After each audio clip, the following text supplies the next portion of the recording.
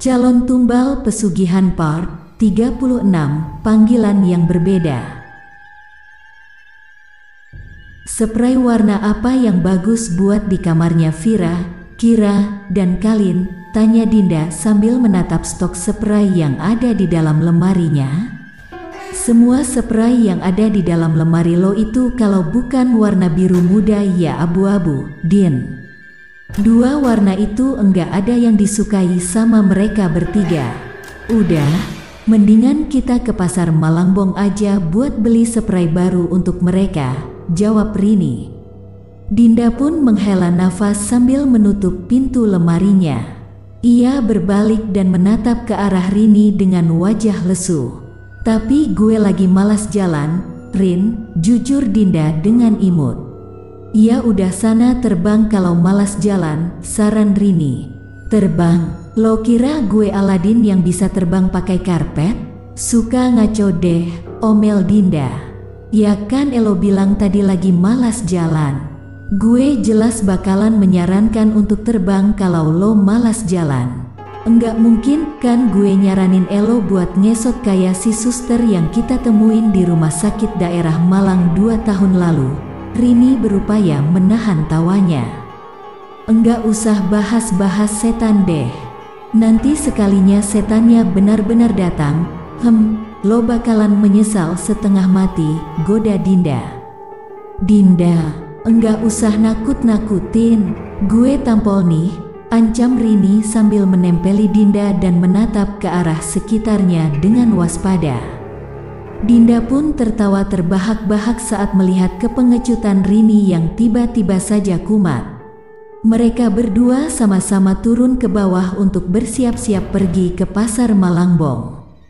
Mereka berdua mengunci pintu dengan baik dan bahkan memastikan kalau pintu itu takkan bisa dibuka meski dipaksa sekalipun.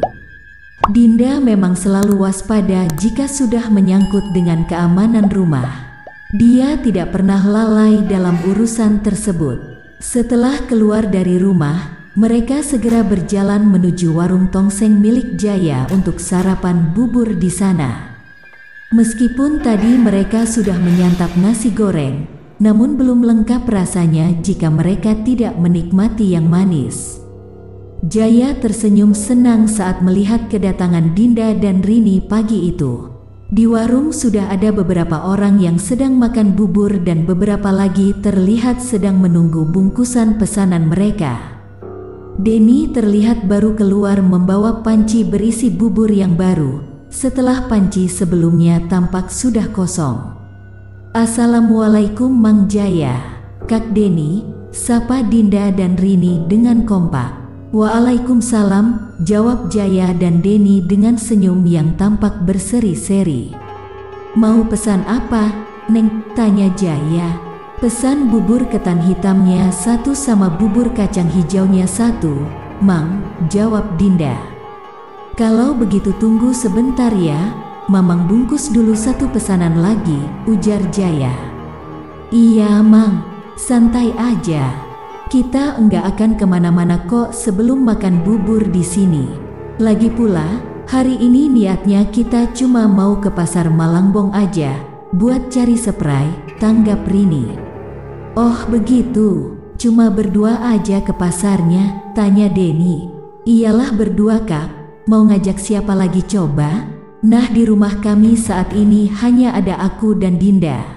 Sahabat kami yang 3 orang masih dalam perjalanan ke sini, makanya kami mau carikan mereka spray baru sebelum mereka datang, jawab Rini. Tapi kalau Kak Denny mau ikut, kakak boleh ikut, potong Denny atas ucapan Dinda dengan cepat dan penuh semangat. Ya enggak boleh dong, nanti siapa yang mau bantuin bapak kalau Kak Denny ikut sama kita ke pasar Malangbong, jawab Dinda sambil menaik turunkan kedua alisnya. Dinda memang selalu saja jahil terhadap Denny sejak dia masih remaja, dan hal itu sudah diketahui oleh Jaya serta Agil sejak dulu. Denny kini berkacak pinggang sambil memasang wajah sebal luar biasa saat tahu kalau Dinda hanya berniat menjahilinya. Pria itu segera masuk ke dalam rumah sambil menghentak-hentakan kakinya.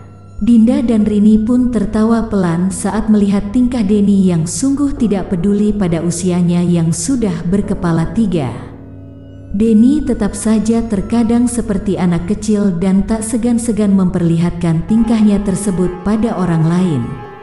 Agil keluar tak lama setelah Denny masuk ke dalam rumah. Tampaknya Denny baru saja mengadu pada Agil kalau Dinda menjahilinya. "Siapa yang mau pergi ke pasar pagi-pagi begini? Kalian berdua?" tanya Agil setelah duduk tepat di samping Dinda. "Kak Denny yang bilang, iya?" Dinda bertanya balik. Agil pun mengangguk. "Duh, Kak Denny hobi ngadu ya?" keluh Rini sambil menyipitkan kedua matanya tepat ke arah pintu rumah. Dinda dan Agil pun tertawa diam-diam saat mendengar keluhan Rini. Dinda sama Rini mau ke pasar untuk beli spray. "Kalin, Kira, dan Vira udah ada di perjalanan menuju ke sini," ujar Dinda sambil menatap Agil yang saat itu tampak baru saja selesai mandi. Rambut pria itu masih basah dan ada beberapa ujung rambutnya yang masih terdapat tetesan air. Agil tampak tidak sempat benar-benar mengeringkan rambutnya karena mendengar dari Denny mengenai kedatangan Dinda dan tujuan Dinda yang hendak pergi. "Kakak boleh ikut?" tanya Agil, terdengar seperti permohonan. "Jangan, nanti enggak ada yang bantuin bapak kalau kakak ikut ke pasar sama Dinda. Kasihan bapak kalau harus kerja sendiri di warung," jawab Dinda pelan. Agil seketika terdiam dengan senyum merekah di wajahnya. Ia merasa begitu bahagia karena untuk pertama kalinya ia mendengar Dinda menyebut Jaya bukan dengan panggilan Mamang, melainkan dengan panggilan Bapak. Dan tampaknya Dinda sama sekali tidak canggung ketika menyebutkan panggilan tersebut di hadapan Agil. "Ya udah, Neng Dinda pergi aja sama Neng Rini. Tapi ingat, di jalan Neng Dinda harus selalu hati-hati dan waspada. Nanti kakak tungguin di ujung jalan kalau Neng Dinda udah mau pulang.